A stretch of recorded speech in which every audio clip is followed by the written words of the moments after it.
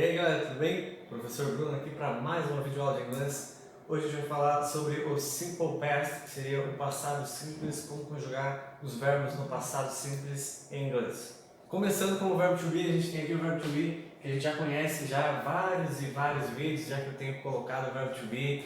Vocês odeiam o verbo to be, realmente ele é chato pra caramba, uma peste. Né? Mas enfim, o verbo to be é muito famoso, gente, porque ele é muito usado, a gente usa ele várias vezes em muitas situações, né? A todo momento o verbo to be, né? Se você não lembra, o verbo to be é o verbo ser ou estar. Então a gente usa, né, o verbo ser ou estar tanto no português, tanto no inglês o tempo todo. Então o tempo todo a gente está falando que, por exemplo, eu sou cidadão brasileiro, sei lá, eu estou no trabalho, certo? Então a gente usa o verbo to be muito. Por isso a gente vê bastante o verbo to be, né? Não é só o inglês, o verbo to be, o inglês, gente, a gente usa bastante o verbo ser ou estar em português. Por isso, no inglês, a gente tem que aprender realmente o verbo to be. Hoje a gente não vai estar falando sobre esse verbo to be aqui que vocês conhecem, que é o verbo to be no presente. Vamos rever. Temos lá I am, you are, he is, she is, it is, we are, you are, they are, certo? Que seria o verbo to be no presente simples, como está escrito lá embaixo. E aí a gente vai ver como que fica o verbo to be no passado. Como vocês estão vendo aqui na imagem, no slide, no passado simples, o verbo to be é um pouco mais fácil. Por quê? Enquanto no presente a gente tem 3 conjugações, am, are e is, no passado a gente tem apenas 2, que seria was e were, certo? Então seria was na primeira e na terceira pessoa do singular. Tá? Já o were a gente vai conjugar no resto, né? Ou para ficar mais fácil, gente, o were, né? O was é a primeira e terceira pessoa do singular. O were a gente vai conjugar sempre que for plural. Mas presta atenção, plural, we, nós, é plural, mais de um. You, vocês, é plural, mais de um. E they, eles, plural, mais de um.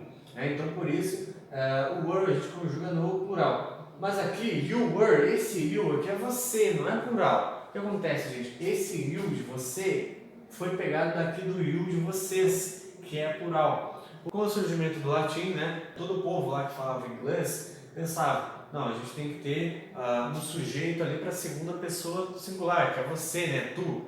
E aí, ao invés de criar um novo sujeito, eles pegaram you aqui, que é vocês, que é plural, e pensaram, vamos usar o mesmo, né? Só que aí quando estiver falando com uma pessoa só, a gente vai apontar, né? Então, you, todos vocês, toda a classe, you, só você, né? Então, hoje em dia, claro que não precisa disso, não precisa estar apontando o tempo todo, né? De acordo com o contexto ali da situação, você entende se ele está falando para todo mundo, se ele está falando para uma pessoa só, certo?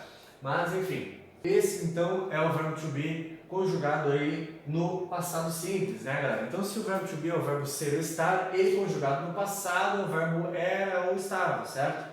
Então, I was, eu era ou eu estava. You were, você era, você estava. He was, ele era, ele estava. She was, ela era ou ela estava. It was, ele ou ela era, ele ou ela estava, para tudo que não é um ser humano. We were, nós éramos, nós estávamos. You were, de novo, né, que agora é plural. Vocês eram, vocês estavam. They were, eles eram, eles estavam. Beleza? Pessoal, não se confundam. Isso aqui caiu num vídeo no YouTube que eu coloquei para vocês. Né, essa palavrinha where que a gente fala, caiu. Eu coloquei no vídeo aqui no YouTube aqui, que são os WH words, que seriam perguntas com WH, certo? Lembra? Tem um videozinho ali bem curtinho, não tem nem 5 minutos de vídeo. Enfim, isso aqui a gente lê where. Quando ele tem o Hzinho no meio, a gente lê where, que seria onde ou aonde, se você não lembra, né? Isso daqui não é where, tá, galera? Isso daqui é were. Não se esqueçam, não tem o H no meio e a gente pronuncia de uma forma diferente. Were, where, ok? Aqui, galera, temos 3 frases, né? Então, I am Canadian, eu sou canadense. They are tired, eles estão cansados. He is married, ele é casado. Eu quero que vocês peguem essas frases e transformem ela para o passado. Então eu quero que vocês coloquem lá, em inglês, óbvio. Eu era canadense, eles estavam cansados e ele era casado. Vocês vão transformar essas frases aqui para o passado, beleza? Só voltar no slide lá, anotem, claro, o verbo to be no passado e escrever as frases, bem tranquilo. Agora, galera, como que faz para conjugar qualquer outro verbo em inglês que não seja o verbo to be, como a gente estava vendo ali? Por exemplo, peguei aqui o verbo to work, né, que é o verbo trabalhar, famoso verbo trabalhar, certo? No inglês, você deve, né, para quem não assistiu, assista o vídeo. Vou deixar aqui no cardzinho, inclusive, o vídeo sobre o simple present dos verbos, que são os verbos no presente simples, tá? Que fala sobre a conjugação dos verbos no presente simples. Então a gente tem aqui o verbo to work, trabalhar. I work, eu trabalho. You work, você trabalha. He works, ele trabalha, né? Lembrando que tem que conjugar na terceira pessoa do singular, que está em amarelo aqui, tá? He, she, it. Tem que colocar o Szinho, tem as exceções, claro, né? Mas isso não é o caso. Enfim, conjugar aqui o verbo trabalhar. Vocês lembram pelo vídeo lá do Simple Present que é mais fácil conjugar verbos em inglês, no presente, né? Porque a gente só modifica ele na terceira pessoa. Os outros a gente simplesmente repete aqui. Enfim, no passado fica ainda mais fácil, galera. Então a gente pega aqui o verbo trabalhar, que é o verbo to work, e simplesmente acrescenta ed em todos eles. Não interessa se é primeira pessoa, se é terceira pessoa, se é, né, segunda pessoa, não interessa. Todos eles a gente vai colocar um edzinho no final. Né? Então é como se eu estivesse falando eu trabalhei, você trabalhei, ele trabalhei, ela trabalhei. Não é igual no português, eu trabalhei, você trabalhou, eles trabalharam. Né? No inglês simplesmente coloca ed e pronto. É o verbo trabalhar no passado. Então se eu falo he worked, ele trabalhou. Se eu falo they worked, eles trabalharam, certo? Inclusive, galera, anotem aí essa regra no caderno de vocês. Então, para conjugar um verbo em inglês para o passado, certo? O tempo verbal passado, basta acrescentar ed ao final deles. Em 99% dos casos. Claro que não é todos, né? A gente vai ver as exceções agora. Então, a gente tem aqui o verbo to work, que a gente já viu, o verbo trabalhar, worked, trabalhou, trabalhei, trabalharam, né? Temos o verbo to live, que é o verbo viver ou morar. Se eu quero falar viveu, morou, lived. Diferente do worked, que eu coloquei ed, né? Como eu expliquei para vocês, para conjugar a maioria dos verbos no passado, simplesmente acrescentei ed. Como o verbo to live já terminou com ele, simplesmente acrescenta o dzinho no final. Não se esqueça de anotar isso, tá? Tudo isso que eu estou falando para vocês aí no caderno, tá, galera? Para vocês não esquecerem depois. Já terminou com ele, então simplesmente acrescenta um d no final. Por exemplo, o verbo amar, né? O verbo to love, também já terminou com ele. Se eu quero falar que ele amou, eu amei, né? Simplesmente acrescentou D. Verbo to play terminou com Y, a gente acrescentou ED, galera. A regra do Y é muito importante.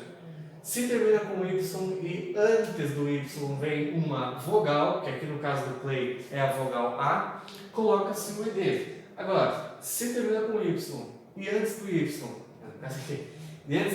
tem uma consoante, que é o caso aqui do D, que é consoante, a gente vai fazer o seguinte, vamos tirar o Y e acrescentar IED, da mesma forma que está aqui, tá, galera? Não esqueçam disso, anotem isso no caderno de vocês, tá? No outro slide aqui, galera, a gente tem mais alguns verbos do passado. Aqui é o seguinte, essa regrinha aqui é um pouquinho chata, tá? Então, né? Mas enfim, ó, a gente tem aqui os verbos to stop, que seria o verbo parar, e to plan, o verbo planejar, né? Se eu quero colocar esses verbos no passado, eu parei, ele planejou, né? Foi colocado um P, um E e um D aqui, N, E e D aqui. Por quê, galera? Aconteceu o sanduíche de vogal, gente. Aconteceu o CVC tanto no final do stop quanto no final do plan. Quando tiver CVC no final dos verbos, como é o caso do stop, consoante, que seria consoante, vogal, consoante, certo? Consoante T, vogal O, consoante de novo P, dobra-se a última consoante para daí acrescentar ED. Mesma coisa aqui no plan, consoante L, vogal A, consoante N, dobra-se a última consoante para daí acrescentar ED, ok? Agora, se vocês acharam essa regra chata, porque vocês não viram aqui o verbo ouvir e o verbo abrir, tá? O verbo to listen e o verbo to open. O que acontece? Aconteceu basicamente a mesma coisa que tinha acontecido aqui em cima, tá, galera? CVC no final deles. Porém, aqui no passado não teve, não se dobrou a última consoante, igual foi feito nos dois primeiros. Por quê, galera? O que acontece? Regra chata, então presta atenção e coloca isso no caderno de vocês, tá? Como eu coloquei ali, galera, marquei aqui o L e o I, e aqui eu marquei o O, certo? O que acontece, galera? Sílaba tônica, sabe o que é isso, galera? É a parte da palavra onde você dá ênfase na hora de falar, se chama sílaba tônica, né? Por exemplo, a palavra laranja. Aonde está a sílaba tônica em laranja? Laranja. Laranja. Eu não posso falar laranja, né? Também não posso falar laranjar. Tem que ser laranja. A sílaba tônica tem que ser ali no RAM para ficar certo, né? Laranja.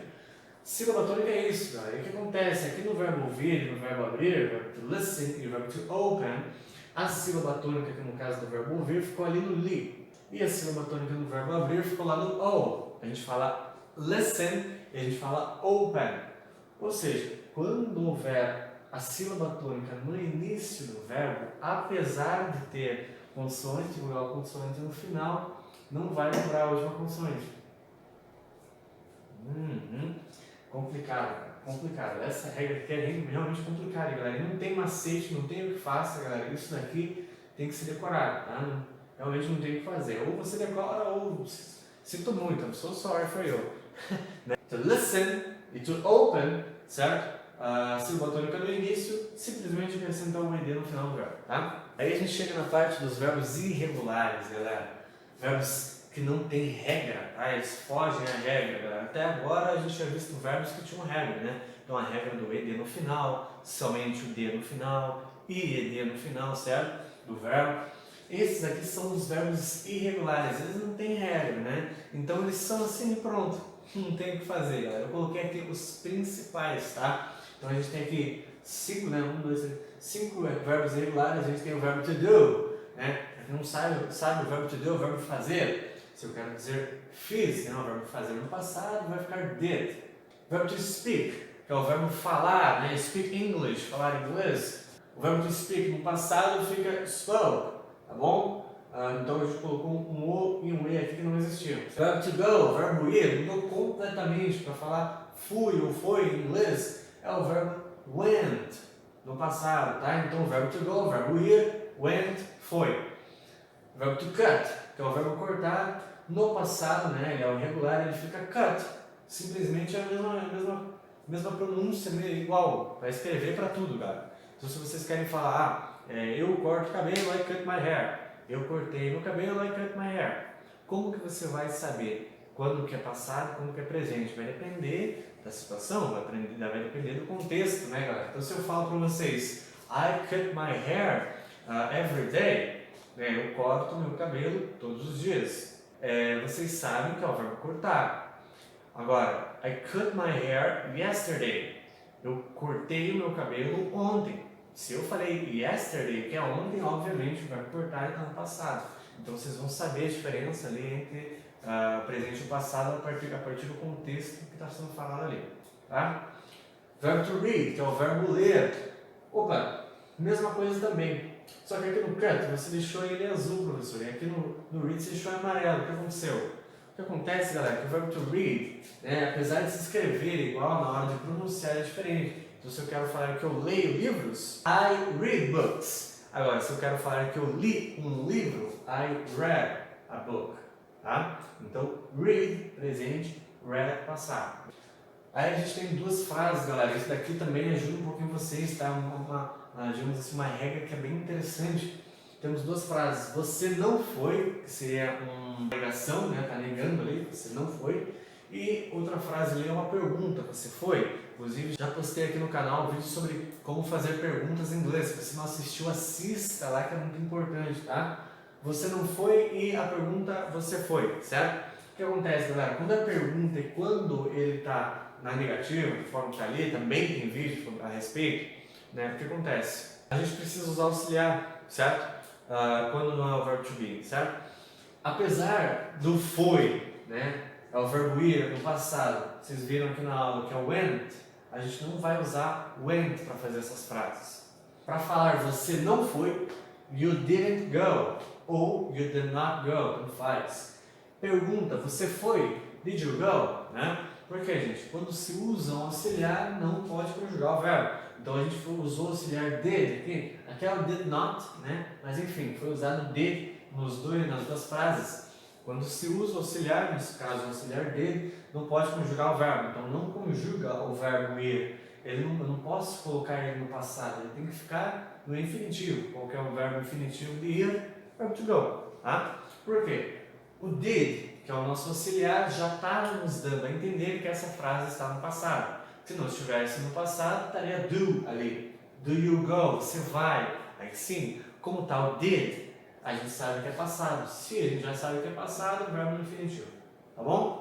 Então é isso, galera, esse foi o vídeo de hoje, eu espero que vocês tenham gostado, eu espero que principalmente vocês tenham entendido e aprendido com esse vídeo, tá, galera? Vou deixar as atividades aqui mais pra frente, aqui, façam as atividades, copiem lá no caderno, manda para eu corrigir. Não se esqueçam de copiar todas as informações que eu passei para vocês, desde os slides até as explicações que eu dei para vocês aqui, tá? É isso, espero que vocês tenham gostado, deixe o curtir, se inscreve no canal para não perder os próximos vídeos. Valeu? Falou, galera, até a próxima!